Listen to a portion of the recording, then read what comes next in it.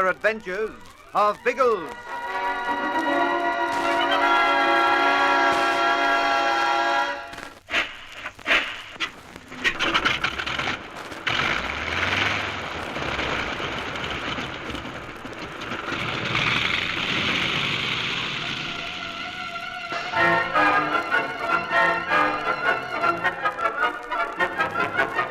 Hayne's scheme to murder Biggles and his companions was quite ingenious, but he did not reckon on the quick eye of old Dr. Duck. As the crooked pilot outlines his plan to Coleman, Donald notices a gun on the rocks, Biggles' automatic, which he'd been forced to toss through the porthole. Quickly and with a fine show of courage, the little scientist forces the crooks to release his friends, and even to hand over their guns to him. Because of this, the flyers feel reasonably safe as they make their way back across the island. Then Donald again lifts their spirits with an extraordinary announcement. Say that again, old chap. Oh, didn't I make myself clear? I merely mentioned that I know where the pirate treasure is hidden. Or rather, I think I know. You see, a scientist can never be certain until he's proved his theories. Black Llewellyn's treasure? Yeah, that's right. We'd be millionaires with that. Coleman wants it too, don't forget. Has he any idea where it is, Doctor? Well, that's the wonderful part about it. In a way, he gave me the information by trying to force me into helping him. Was that why he kidnapped you? Yes. You see, he's got maps and documents drawn up by Black Llewellyn himself. He was sure this was the right island because of the position in which it first appeared. I should have required more accurate evidence than that, but... I see, look here, burble back to the treasure, old bean. Now, was it a map of this island? Oh, yes. Yes, that was why Coleman required my services. From the air, he found the coastline of the island different from that depicted on his map.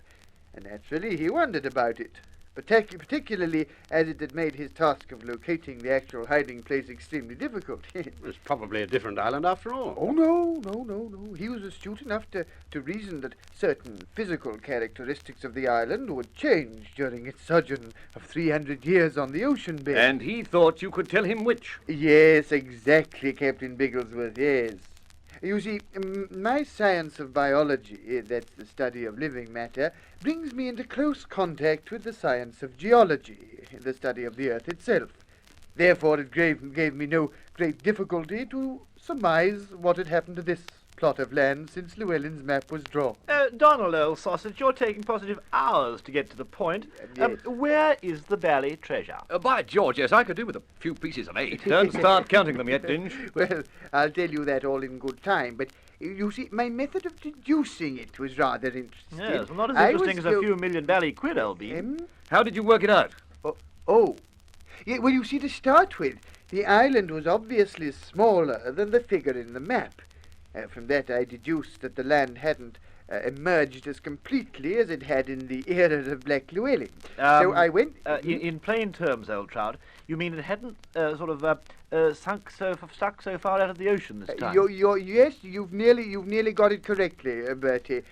But I saw no reason why the balance of the island should be any different, so I assumed that the central features would be substantially the same. You mean the same amount would be underwater all the way round the coast? Well, yes, approximately.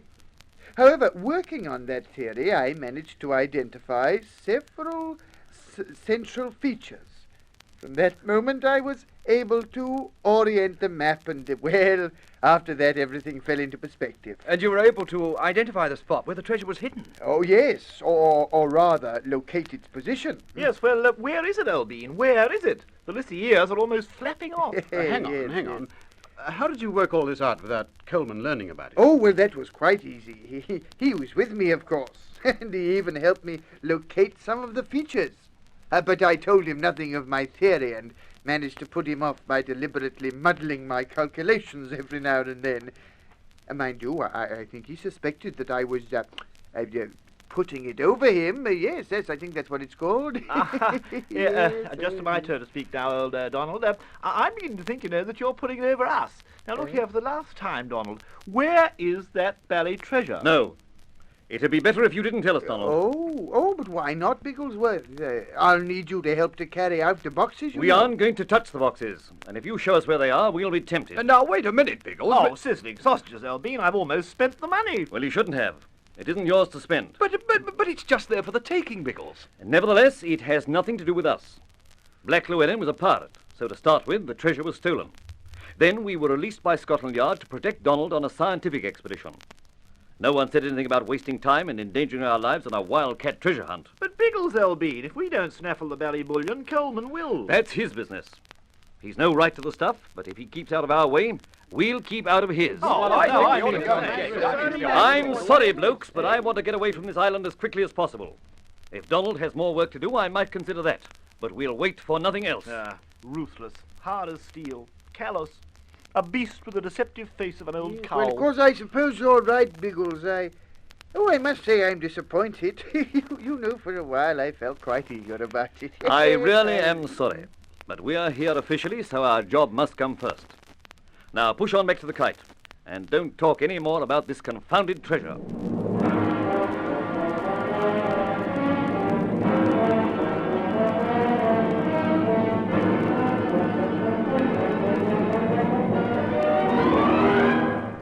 Recognize this spot, Bertie? My word, I do. Ha! You and your enchanted island, Donald. This blooming valley is positively haunted. Oh, no, I don't think it is, old fellow. You see, Yes, there are baked potatoes it is. Ginger and I came through here last night. If you like, we'll show you oysters about a yard wide and a crab at least 10 feet high. 5, anyway. It was a monster. Oh, really? Oh, how interesting. Yes, Albine, you sound about as interested as that blooming periwinkle. I thought you were keen about things like that. Yes, like what? Oh, sizzling sausages. Must I burble all through it over again? Oysters 15 feet wide, crabs 100 yards high. Biggles, I really must tell you. Hey, tell me what? Well, it's too much to expect me to keep it to myself. What you know. on earth are you talking about? Yes, the treasure. I'm sure it's in that cave. Oh? That one? Yes, it corresponds exactly with the calculation I made from the map. I'm certain that if we looked inside, we'd find it somewhere there. Then sizzling sausages, let's look. No. Oh, hang it all, don't you go over to the enemy, old bean. I thought you wanted to be a millionaire. Well, I do, but not if it means fooling about in that cave. Eh? Oh, baked potatoes, I see what it's all about. That's the cave we barged into last night, isn't it? The horrible place with all the seaweed. It's a ghastly place. I don't ever want to go near it again.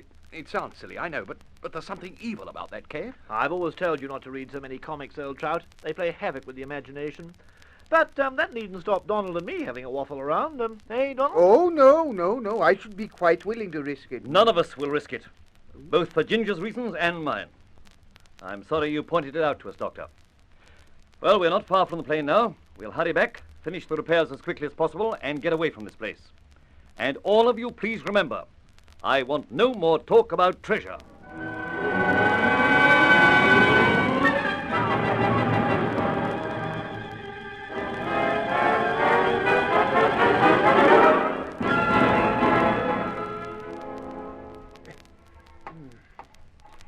I say, Algy, are you terribly busy? Well, not particularly. I've just finished the job I was on. Is anything up? Oh, no. But I've been worrying about, frankly, I've been worrying about the treasure. Oh. Yes, I know Biggles told us not to discuss it, but I find I don't agree with his attitude.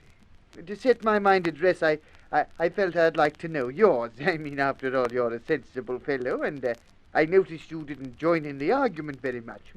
Well, I half agree with both sides.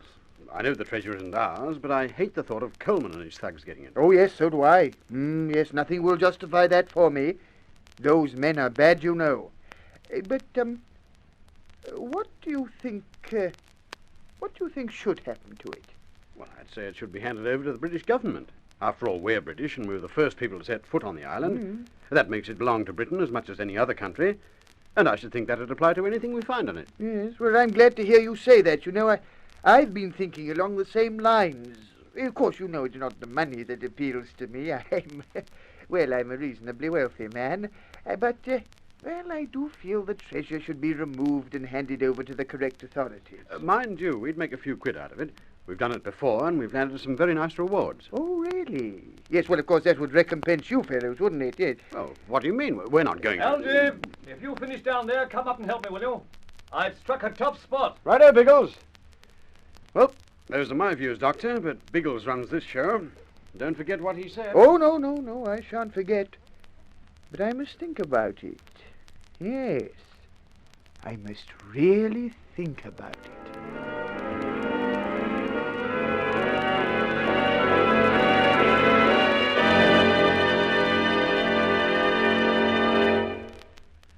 That should do us. Now, if the other blokes are finished, we should be able to make a move.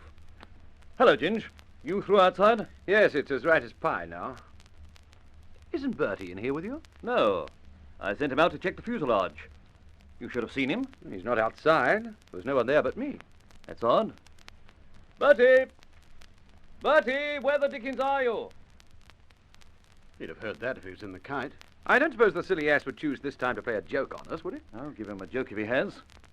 Bertie, if you can hear, answer me. We're ready to take off. Obviously nowhere about. I'll give him a call outside. Yes, do that. By the way, where did you last see him? He was down at the tail. He and Donald were having a great old natter about something. Donald? Yes, they were gas-bagging to each other. I had a crack at Donald about laying down the law. Strange. Donald isn't here either. Strange be blowed. He's with Bertie. I know where the idiots have gone. Where? Back to the cave. Donald's talked Bertie into looking for the treasure.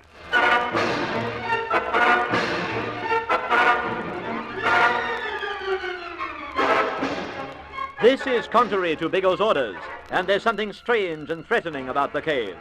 Will the hunt be without mishap? In the cave, will they find treasure, or what? Be sure you hear the next thrilling chapter of The Air Adventures of Biggles.